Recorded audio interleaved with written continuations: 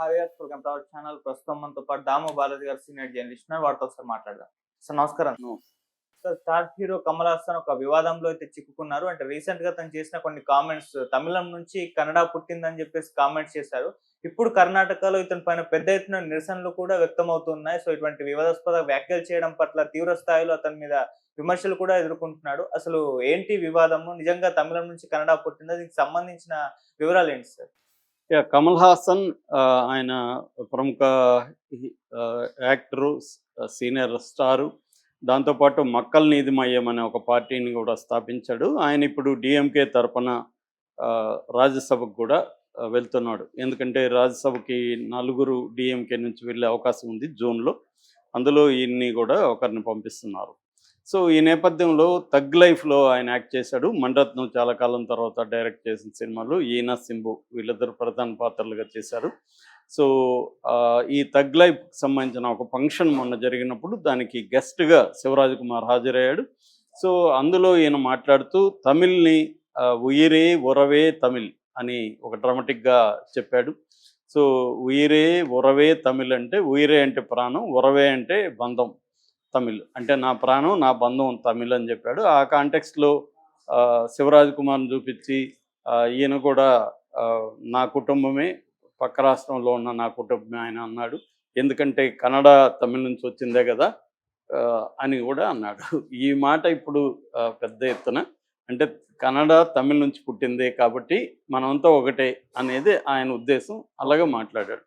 ఇక్కడ ఏంటంటే ఇది ఫ్లేరప్ అయిపోయింది కర్ణాటకలో. ఎందుకంటే తమిళ్ నుంచి కన్నడ పుట్టడం ఏంటి అంటే కన్నడ తక్కువ భాష, తమిళ్ ఎక్కువ భాష, తమిళ్ నుంచే పుట్టిందా కన్నడ అని ఒక కోపం, ఆగ్రహం అనేది కర్ణాటక రాష్ట్రం అంతా కూడా అక్రాస్ ద పార్టీస్, అన్ని పార్టీస్ కూడా. సిద్ధరామయ్య పాపం కమల్ హాసన్కి మన భాష చరిత్ర తెలీదు, అందుకే ఇలా మాట్లాడాడని సిద్ధరామయ్య అన్నాడు.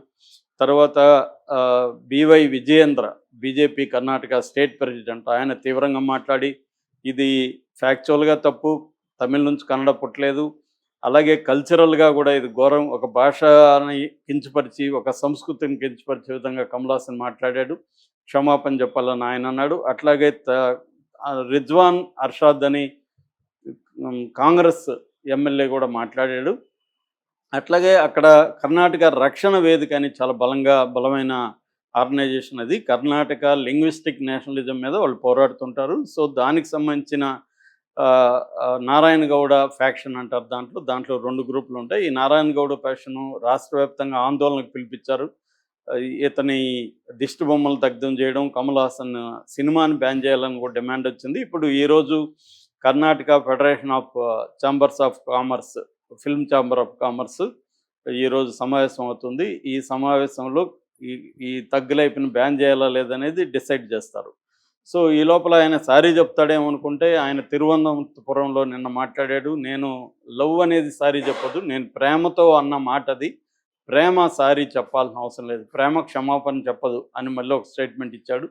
సో నేను అది ప్రేమతో అన్నాను తప్ప అది భాషకు సంబంధించి నేను ఎక్స్పర్ట్ని కాదు, అదంతా లింగ్విస్టులకి వదిలేద్దాం, మనం అంతా ఫ్రెండ్లీగా ఉందాం అనేది ఆయన మాట్లాడాడు.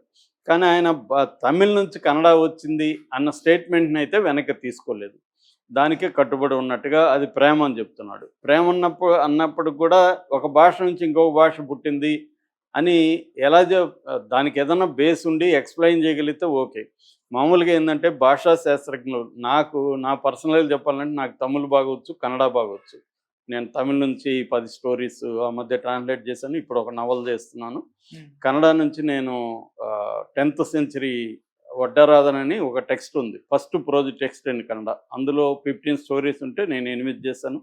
అలాగే వచనాలని 10th 12th century unique literature to Kannada, అందులో నేను 108 వచనాలని శివారెడ్డి గారితో కలిసి చేశాను. ఈ 2 కూడా సాహిత్య అకాడమీ పబ్లిష్ చేశాయి.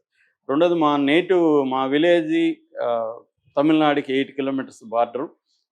బైలింగ్వల్ కల్చర్ మా విలేజ్లో ఉంటుంది. ఆ తమిళ పదాలు చాలా విచ్చలవిడిగా వచ్చేస్తుంటాయి, కొన్ని కులాలు తమిళ్ మాట్లాడుతుంటాయి. సో అలాగా తమిళ్ కల్చరు, తమిళ భాష, కన్నడ భాష మీద నాకు కొంత బేసిక్ అవగాహన అయితే ఉంది.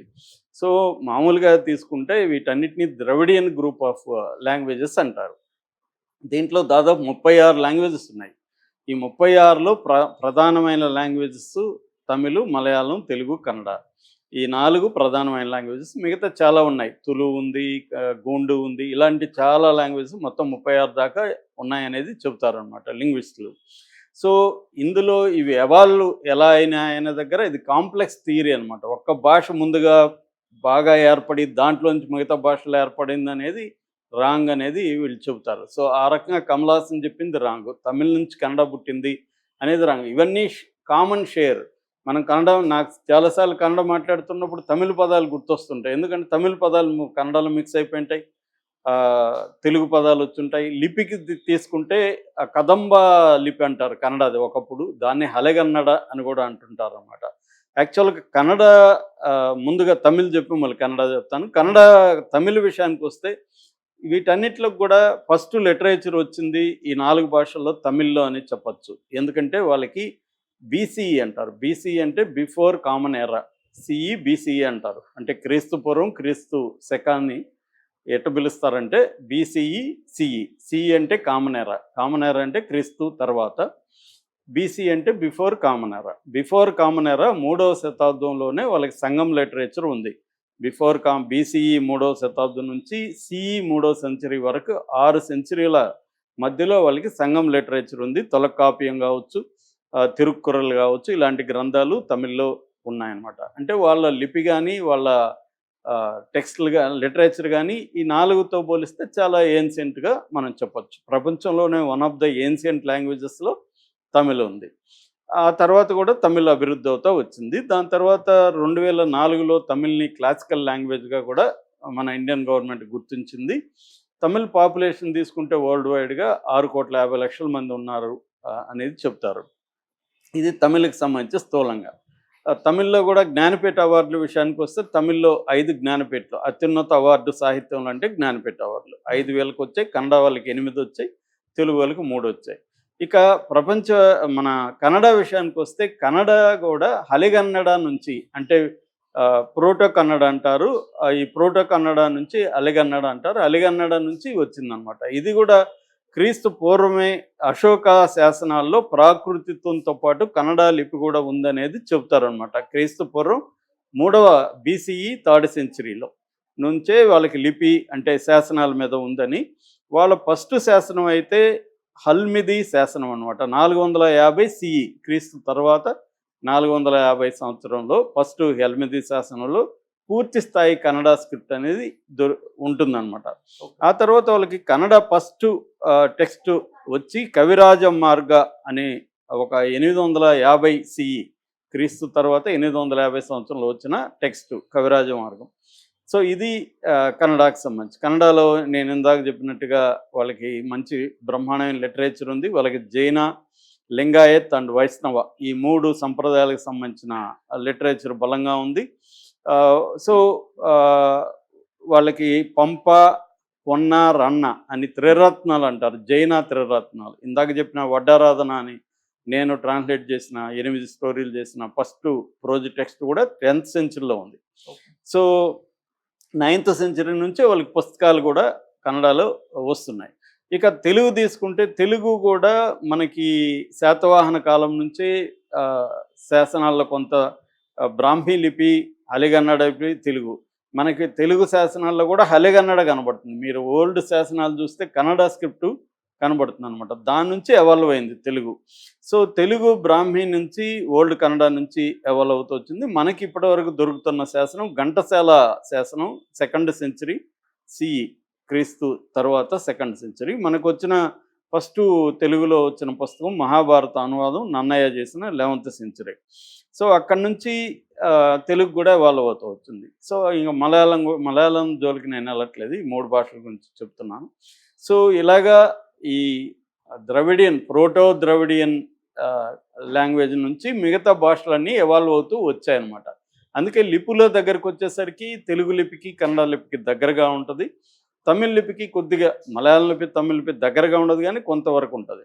అయితే వీటన్నిటి మీద కూడా సాంస్క్రిట్ ఇన్ఫ్లుయెన్స్ కూడా ఉంది. మనకు తెలుగు మీద మలయాళం మీద ఎక్కువ కనబడుతుంది ఈ 4 కానీ నాకు పర్సనల్గా ప్రముఖ ఇండాలజిస్టు డేవిడ్ షుల్మన్ ఆయన తమిళ బయోగ్రఫీ కూడా రాశాడు. లాంగ్వేజ్ బయోగ్రఫీ కూడా ఆయన రాశాడు తమిళ్ అనే పేరుతో. ఆయన తమిళ్ స్కాలర్. ఆయనకి తెలుగు 13 భాషలు వచ్చు మొత్తం. తెలుగు, సంస్కృతి, హిందీ ఇవన్నీ కూడా వచ్చు. ఆయన నాకు పర్సనల్‌గా చెప్పింది ఏంటంటే తమిళ్ మీద కూడా 60% సంస్కృత ఇన్‌ఫ్లుయెన్స్ ఉంటది. తమిళ్‌లో 60% తమిళ్ సాంస్క్రిట్ పదాలు ఉన్నాయనేది ఆయన ఫైండింగ్స్‌లో చెప్పాడు. కాబట్టి ఇదేందంటే ఇవాళ ఒక భాష నుంచి ఇంకొక భాష వచ్చిందని సింప్లిఫై చేసి చెప్పడం కరెక్ట్ కాదు. ఇవన్నీ కూడా ఎవాల్వ్ అవుతూ వచ్చాయి. ఎవాల్వ్ అవుతున్న క్రమంలో అనేక భాషల ఇన్‌ఫ్లుయెన్స్ ఉంటది. నేను ఆ మధ్య ఒక హిందీ నవల చదివాను. ఆ నవల చదువుతూ ఉంటే నాకు చాలా ఇంగ్లీష్ పదాలకి హిందీ పదాలకి దగ్గరగా ఉంటది. ఫాదర్, పితా, సో మోటివ్, మక్సద్ ఇలాగా వందల పదాలు నాకు కనిపిస్తున్నాయి. అంటే ప్రపంచవ్యాప్తంగా ప్రజలు ఒక దగ్గర ఉండరు కాబట్టి మైగ్రేషన్ జరుగుతూ ఉంటుంది కాబట్టి భాషలు కూడా ఏది ప్యూర్ భాష అనేది ఏది ఉండదు. కాబట్టి నా భాష నుంచి నీ భాష వచ్చిందని చెప్పడం అనేది కరెక్ట్ కాదు. ఈ తమిళోళ్ళకి ఈ మధ్య కాలంలో వాళ్ళు నేషనల్ హిందీ మీద వాళ్ళు పోరాడే క్రమంలో తమిళ భాష గొప్పది అన్న ఫీలింగ్ వాళ్ళకి వచ్చేసి తమిళ్ నుంచే అన్ని పుట్టిందన్నట్టుగా మాట్లాడుతున్నారు. తర్వాత కన్నడ వాళ్ళు ఎందుకు ఈ స్థాయిలో రియాక్ట్ అవుతున్నారంటే వాళ్ళు కూడా ఈ మధ్య కాలంలో అక్కడ హిందీ మాట్లాడట్లేదని. ఎందుకంటే బెంగళూరులో నేను 6 ఏళ్ళు ఉన్నాను మొత్తం. అక్కడ నాన్ కన్నడ ఇన్‌ఫ్లుయెన్స్ ఎక్కువ ఉంటది. పాపం వాళ్ళు మనం తెలుగులో మాట్లాడితే నువ్వెందుకు తెలుగులో మాట్లాడుతున్నావు అనరు వాళ్ళు. వాళ్ళు కూడా తెలుగులో మనతో మాట్లాడతారు. హిందీలో మాట్లాడితే హిందీలో మాట్లాడతారు. అంత బ్రాడ్‌గా ఉంటారు. కానీ ఈ మధ్య కాలంలో ఏమైందంటే అక్కడ ఎక్కువగా కన్నడ వాళ్ళు, తెలుగు వాళ్ళు వెళ్తే ఎక్కడికెళ్ళినా తెలుగు వాళ్ళు ఆ భాష నేర్చుకునేస్తారు. కానీ తమిళోళ్ళు అలాగా లేరు. తమిళోళ్ళు నేను తమిళోళ్ళతో కూడా కలిసి పనిచేసిన కర్ణాటకలో. వాళ్ళు తెలుగు గాని, కన్నడ గాని నేర్చుకోరు వాళ్ళు తమిళోళ్ళు. వాళ్ళకి ఆ లాంగ్వేజ్ పిచ్చి ఎక్కువ ఉంది నేను చూసినంత వరకే. కానీ తెలుగు వాళ్ళు ఎక్కడ పోయినా తెలుగు వాళ్ళ భాష నేర్చుకునేస్తారు. కన్నడ వాళ్ళు కూడా ట్రై చేస్తారు అలాగా. కన్నడ వాళ్ళైతే అన్ని భాషలు మాట్లాడేస్తారు అక్కడ. అందుకని ఇప్పుడు బెంగుళూరులో పాపులేషన్ తీసుకుంటే కూడా నాన్ కన్నడ పాపులేషనే ఎక్కువ అక్కడ.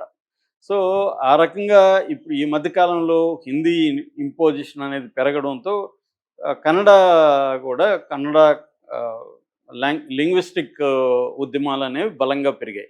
ఇప్పుడు ఇదే మాట తమిళ్ నుంచి వచ్చిందంటే మన రాష్ట్రంలో ఎంత ఉద్యమాలు వచ్చి ఉంటాయి అనేది డౌటే. ఎందుకంటే తెలుగుకి అంత మనకి తెలుగు భాషకు సంబంధించిన సంఘాలు కానీ అవేం లేవు. కర్ణాటకలో చాలా సంఘాలు ఉంటాయి. ఈ వీధిలో కన్నడ యువకుల సంఘ అనేది కనబడుతూ ఉంటుంది. తెలుగులో మనకి ఎక్కడ ఉంటాయి? తెలుగు యువకుల సంఘం ఒకటి చూపించండి మనకి, ఏం కనబడదు. సో అది తమిళ్లో, తర్వాత కన్నడలో ఎక్కువగా వాళ్ళ భాష అభిమానం కొంత స్ట్రాంగ్గా ఉంటుంది మనతో పోలిస్తే. అందువల్ల ఈ వచ్చింది. ఆల్రెడీ తమిళోళ్ళకి, కన్నడలకి పడదు చాలా విషయాల్లో. ఎందుకంటే కావేరీ గొడవలు అవన్నీ ఉన్నాయి. తెలుగు వాళ్ళకి, కన్నడ వాళ్ళకి ఆ గొడవలు ఉండవు. వీళ్ళు కలిసిపోతూ ఉంటారు, వ్యాపారాలు చేస్తుంటారు, మిక్స్ అయిపోతుంటారు. కానీ తమిళోళ్ళు ఎక్కడ పోయినా కొంత సపరేట్గా వాళ్ళ ఐడెంటిటీని కాపాడుకోవడానికి చూస్తూ ఉంటారు. కల్చరల్ ఐడెంటిటీ కొంత నిర్దిష్టంగా ఉంటుంది. సో అందువల్ల కూడా ఈ గొడవ అక్కడ ఫ్లేరప్ అయింది. నాకు తెలిసి ఇప్పుడు ఇది బాయ్కాట్ చేస్తారు ఖచ్చితంగా కర్ణాటకలో థగ్ లైఫ్ని. కాకపోతే మణిరత్నం దానికి ప్రొడ్యూసరు. సో ఆయన నష్టపోతాడు కాబట్టి కమల్ హాసన్ ఫైనల్గా సారీ చెప్తాడని నేను అనుకుంటున్నా. కొంత వివాదం అంతా పెరిగి పబ్లిసిటీ వచ్చినాక సినిమాకి సారీ చెప్పే అవకాశం ఉంది.